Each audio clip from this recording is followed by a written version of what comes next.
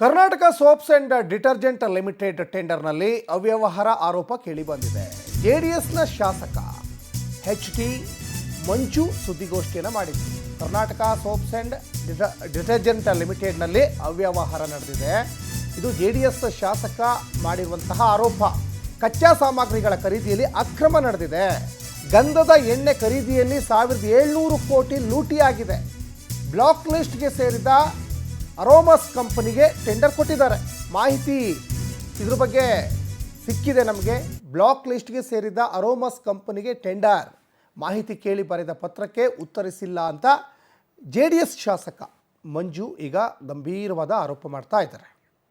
ಅಂದರೆ ಹೆಚ್ಚು ಕಮ್ಮಿ 1,700 ಕೋಟಿ ವಹಿವಾಟು ನಡೆದಿದ್ರೆ ಪಾರದರ್ಶಕವಾಗಿ ನಿಜವಾದ ಒಂದು ಟೆಂಡರ್ ನಡೆದಿ ನಿಜವಾದ ಖರೀದಿ ಒಂದು ಪ್ರಸ್ತುತ ಮಾರ್ಕೆಟಿಂಗ್ ದರದ ವ್ಯಾಪ್ತಿಯಲ್ಲಿ ಟೆಂಡರ್ ಆಗಿದ್ರೆ ಖರೀದಿ ಮಾಡಿದರೆ ಮಾರ್ಕೆಟಿಂಗ್ ವ್ಯಾಲ್ಯೂ ಹಂಗೆ ಈ ವರ್ಷದಂಗೆ ಖರೀದಿ ಮಾಡಿದರೆ 1,700 ಕೋಟಿನಲ್ಲಿ 2,2,34,2,44,000 ಗಂಟೆ ಹೋಗಿದ್ದ ಸಂದರ್ಭದಲ್ಲಿ 97 ಕೋಟಿ ಆದರೆ ಕನಿಷ್ಠ ಪಕ್ಷ ಒಂದು 600ರಿಂದ 700 ಕೋಟಿಯಷ್ಟು ಆಗ್ತಿತ್ತು ಅಷ್ಟೇ ಖರೀದಿ ನೋಡಲ್ಸು ಮತ್ತು ಆಯಿಲ್ ಖರೀದಿ ಮಾಡೋದಕ್ಕೆ ಸಹ 9 ಟೆಂಡರ್ 1,700 ಕೋಟಿಗೆ ಒಂದು 700 ಕನಿಷ್ಠ ಪಕ್ಷ 1,000 ಕೋಟಿಗಿಂತಲೂ ಹೆಚ್ಚಿನ ಒಂದು ಅವ್ಯವಹಾರ ನಡೆದಿದೆ.